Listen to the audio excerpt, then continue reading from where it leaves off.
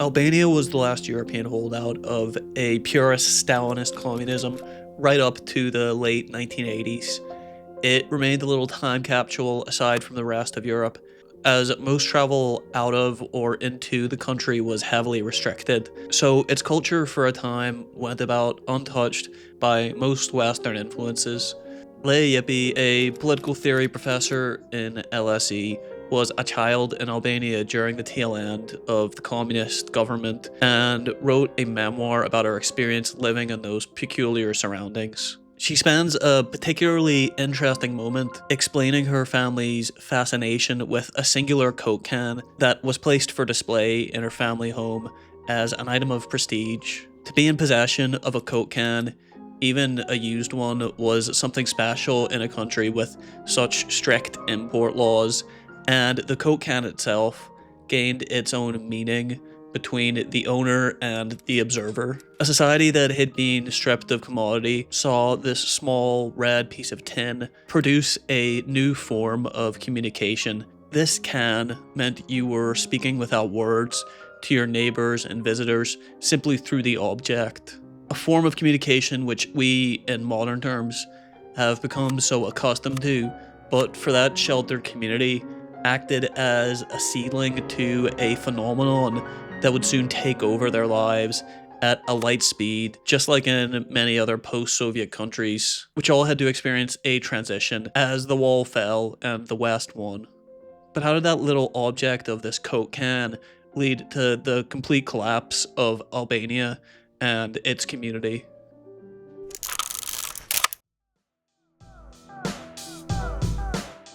First, let's pinpoint what happened with that Coke can.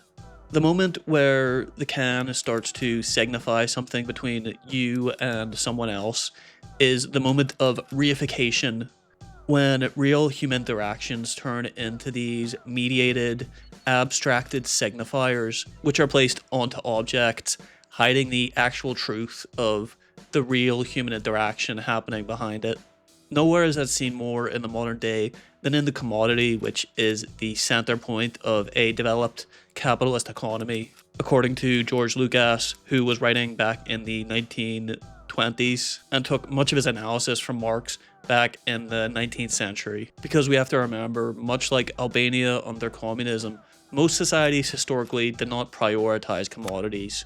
Commodities were the surplus of the necessities which actually had a use to the community. In especially old societies, the trading of these surplus items wouldn't even take place between members of the same community, but between members of separate communities who might have a surplus of something your community doesn't have.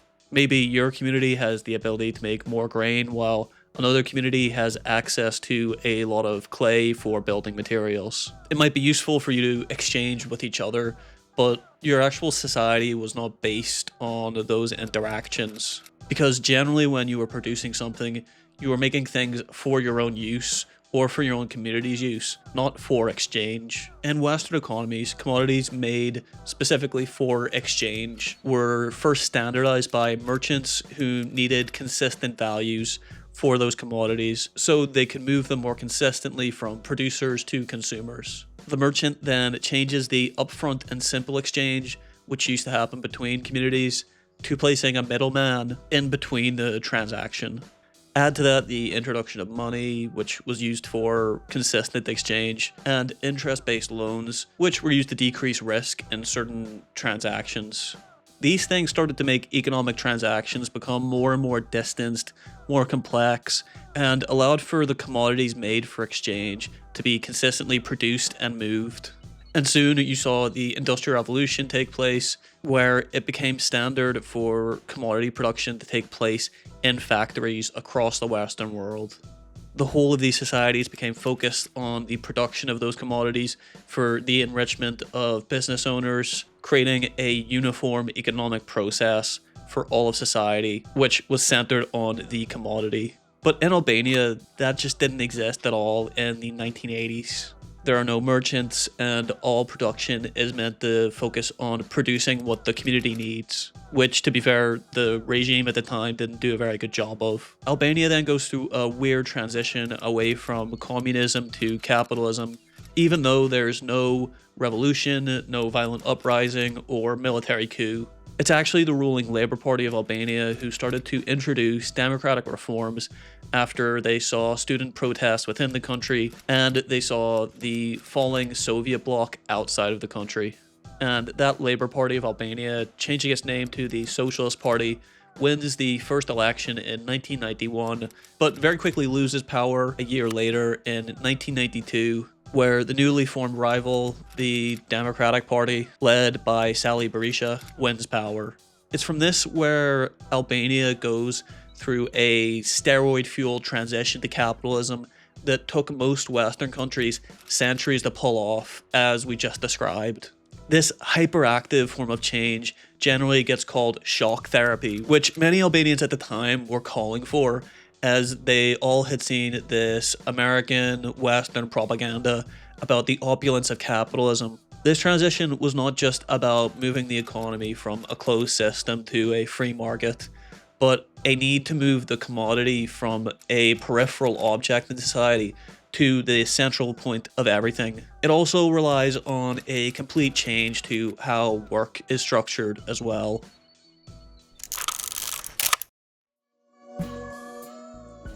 If we look again back to how the West developed, the work within factories became more and more complex, with the focus on specialization within the process of production. Before, the craftsmen would take a chair and make it by themselves, but in the factory, one person focused on the leg, another person focused on the cushion, another person focused on the back support. Slowly, the labor of the worker became very dependent on the time and place they found themselves in the whole process of creating a commodity. A process that would continually get more complex as roles became more and more specialized, and the worker became more of a cog in a machine rather than an individual. This was because the factory owner hoped to be able to remove inefficiencies from the commodity production process. But it meant the worker didn't even get to own the product they produced, leaving them with their only actual possession being their ability to labor, which became reified as an object to be sold on the market, just another commodity. And this fragmentation of work leads to a fragmentation of the worker, in which their personality is removed from their work, their labor is a commodity separate from themselves, and their will is removed from their actions. And that was a weird setup for the Albanians going into the 1990s. Their economy was generally dependent upon agriculture, while the rest of Western Europe was getting so advanced that most of their factories were moving overseas, being replaced by office work, which required a high level of education and specialization. The labor market in Albania was effectively stepping into a free market that was stacked against them, with little knowledge of how to compete, unaware that the grass that once looked greener would soon lead to a very dehumanizing form of work, which forced you to value yourself by the market's valuation of your labor. But the real nail in the coffin for this transition came from the rationality which capitalism asked for.